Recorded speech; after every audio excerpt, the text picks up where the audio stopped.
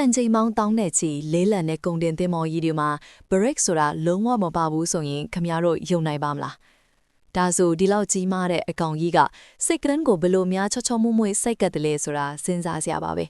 ဒါဟာဒီမောချင်းတွေကဇရိတ် short ချခြင်းလို့ brake မတက်ထားတာမဟုတ်ပါဘူး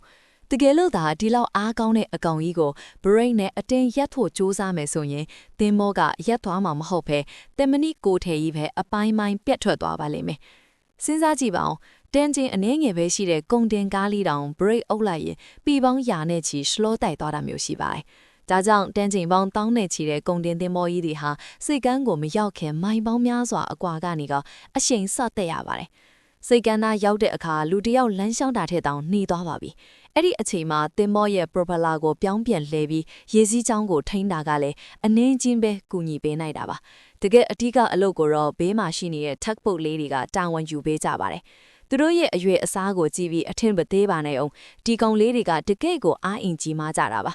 ပြောရရင်တော့လူကောင်ကြီးထွားတဲ့နဘန်းသမားတွေကကားချင်းတစ်စီးကိုဘေးကနေဝိုင်းတွန်းပေးနေသလိုပါပဲသူတို့ကဒီခေါင်းမရဲ့အကောင်ကြီးကိုလိုချင်တဲ့လမ်းကြောင်းပေါ်ရောက်အောင်တွန်းလိုက်ဆွဲလိုက်နဲ့အတင်းထိန်းချောင်းပေးကြပါတယ်နောက်ဆုံးအပိတ်လှရှာမှုကတော့စိတ်ကမ်းမောင်စောင့်နေတဲ့ mooring crew တွေရဲ့အလှည့်ပါပဲတင်ဘောကဘတ်နာကိုကတ်လာတာနဲ့ရေပွဲလက်ချိုင်ကြီးတွေလိုမျိုးထူသေးတဲ့ mooring line ကြိုးကြီးတွေပြစ်လွှတ်လိုက်ပါတယ်အရင်ဆုံးနည်းနည်းပိုသေးတဲ့ heavy line ကြိုးကိုကမ်းပေါ်ကိုလှမ်းပစ်တာပါတယ်။ပြီးမှအဲ့ဒီကြိုးကနေပစင့်လူလက်မောင်းလောက်ထူတဲ့ပင်မ mooring rope ကြိုးကြီးကိုဆွဲယူရတာပါ။အဲ့ဒီကြိုးကိုကမ်းပေါ်ကဘောလတိုင်တွေမှာ